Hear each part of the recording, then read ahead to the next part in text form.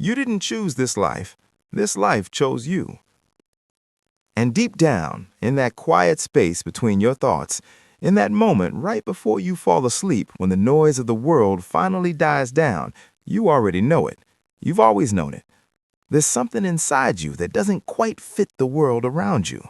Something that burns a little hotter than it should. Something that refuses to be extinguished no matter how many times life tries to blow it out. That's not ego talking. That's not delusion. That's a signal. And signals are meant to be followed.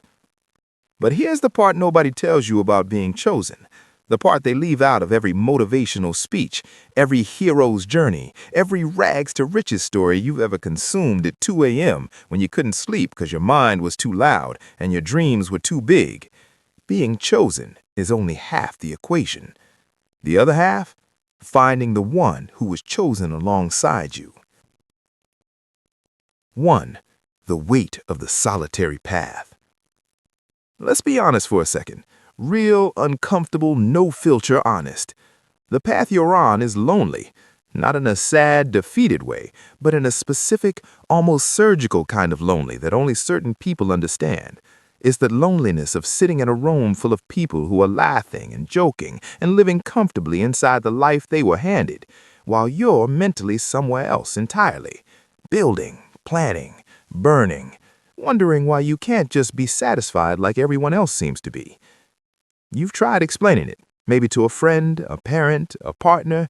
You chose your words carefully, laid out your vision with as much clarity as you could, and watched their eyes glaze over somewhere around the second sentence. Not because they're bad people, not because they don't love you, but because they simply cannot see what you see. They're watching a different frequency, and no matter how hard you twist the dial, you can't make them tune in. So you learn to keep it to yourself. You learn to smile and nod and say, yeah, things are going okay, when someone asks, because the real answer, the true answer, would take 3 hours and leave you both exhausted. You learn to carry the weight quietly, because nobody around you had the shoulders for it. That is the cost of being on this path before you found your counterpart. And it's a real cost. Don't minimize it. Don't pretend it doesn't drain something from you every single day, because it does. Carrying a mission alone is like trying to run a race with one leg tied behind your back. You can still move, you can still make progress, but you're working twice as hard for half the result. And somewhere in the back of your mind, you know it. You feel the inefficiency of it, the friction. There's a reason the greatest movements in history were never built by a single person. There's a reason every legendary story, every historic breakthrough, every world-changing idea that survived long enough to actually change the world had more than one name attached to it at the foundation. You are not meant to do this alone. You never were. 2. What a chosen one actually looks like. Here's where it gets interesting, because most people have the wrong picture in their head. When you hear another chosen one, your brain probably starts scanning for someone remarkable, someone obvious, someone who walks into a room and immediately commands attention, who has credentials stacked to the ceiling, who already has a platform and a following and a perfectly curated story of triumph. You imagine someone who already looks the part. Stop. Delete that image entirely. The other chosen ones in your life rarely announce themselves. They don't come with flashing lights or dramatic entrance. In fact, the most significant encounters of your life will probably feel surprisingly ordinary in the moment. A conversation that starts about something mundane and somehow doesn't stop for 4 hours. A message from someone you barely know that lands with an accuracy that makes the hair on the back of your neck stand up. A person in a room full of people who is doing the same thing you're doing, standing slightly apart, watching, thinking, carrying something invisible but enormous. You recognize them not by what they have, but how they move. There's a specific quality to the way chosen ones engage with the world. They ask questions that go 2 layers deeper than the conversation calls for. They get genuinely, almost disturbingly excited about ideas at 3 in the morning. They have a relationship with discomfort that most people don't. They don't avoid hard conversations. They lean into them. They've been broken in specific ways that didn't break them, but instead carved out more caucasity inside them for depth, for empathy, for relentlessness. They failed in ways that would have permanently stopped most people, and they're still here, still moving, still building. That's the tale. Not the success, not the shine, the staying. The fact that they got hit, got lost, got leveled, and still got back up. Not because it was easy, not because they weren't afraid, but because the alternative, giving up, settling, becoming the dimmed-down version of themselves that the world keeps suggesting they become, was more terrifying than any obstacle in front of them. When you meet someone like that, pay attention. Your entire nervous system will shift in a way you might not have words for yet. That's recognition. That's two frequencies finally finding alignment. 3. Why this mission matters more than any other. You've had missions before, concrete ones. Build this, launch that, reach this number, hit this milestone. And those missions matter, don't let anyone tell you otherwise. The work is real. The ambition is necessary. The grind has a purpose.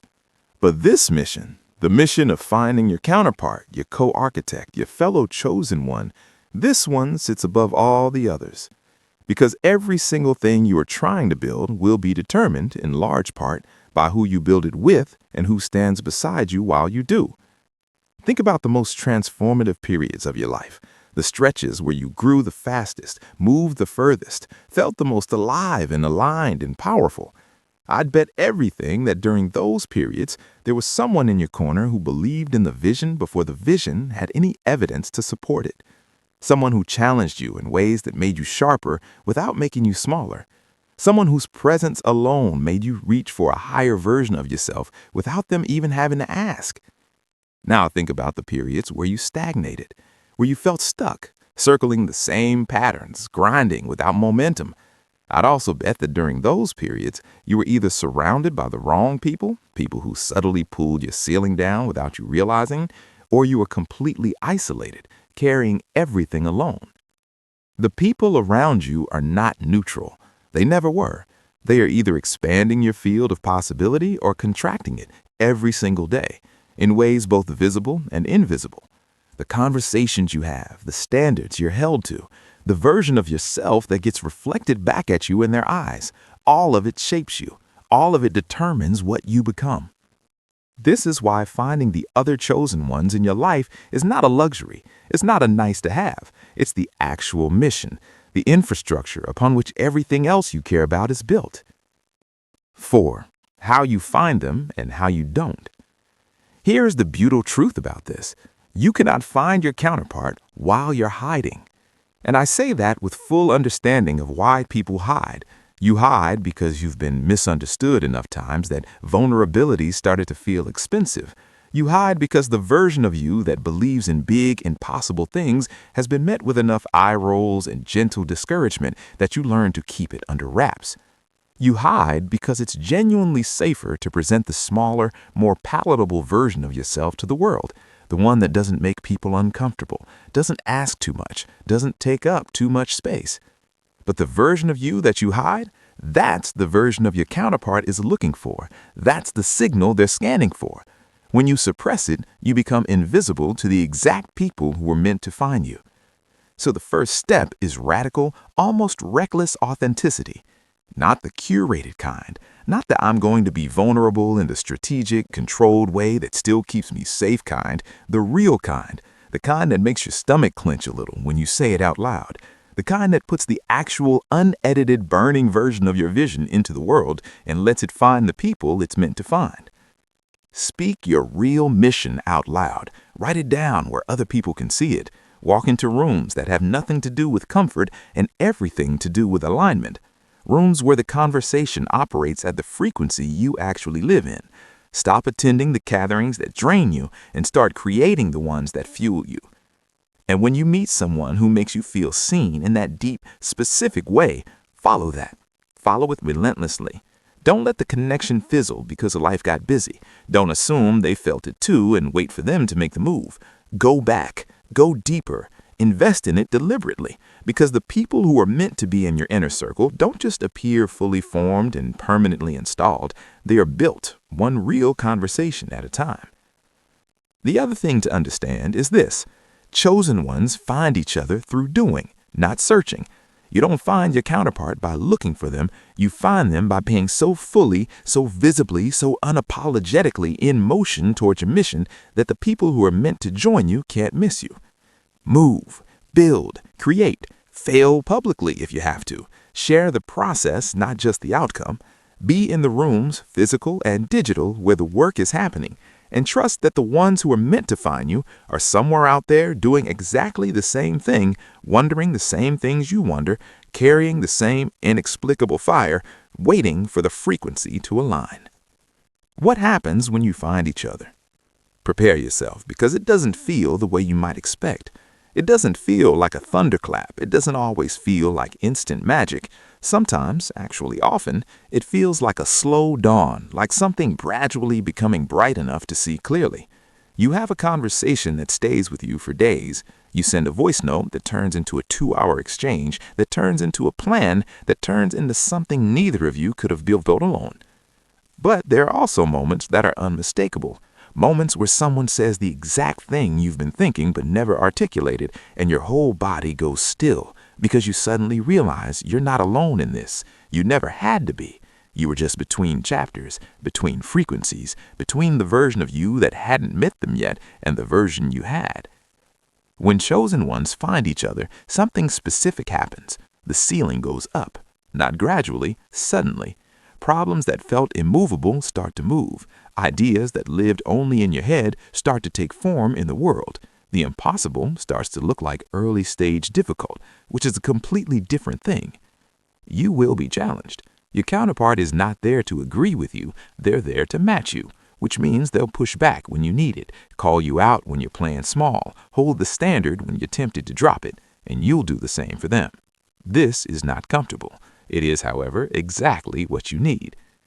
And something else happens that's harder to put into words. You start to trust the mission again, not just intellectually, in your bones. Because when someone who sees the world the way you see it, who has fought through the same resistance you fought through, who carries the same unshakable belief that there is something worth building here, when that person looks at what you're doing and says, yes, this is real, keep going, that does something to you that no amount of solo motivation can replicate. Your mission right now. So here's where we land. You are the chosen one. But the chosen life is not a solo journey. It never was. The story was always bigger than one character. It was always a story of alignment, of convergence, of two or more flames finding each other in the dark and deciding, together, to burn bright enough to actually change something. Your next mission is not another business goal. It's not another skill to acquire, another level to unlock, another metric to chase. Your next mission is to show up fully, to stop hiding the frequency, and to actively seek and be seekable by the others who carry the same fire. They exist, I promise you, they exist. Right now, somewhere in the world, someone is lying awake with the same burning restlessness you feel. Someone is looking at the world and seeing the gap between what is and what could be, and feeling the obligation to close it.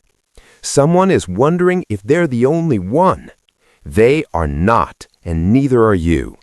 Go find each other. The mission has always been about more than you, and it's time you started building it that way.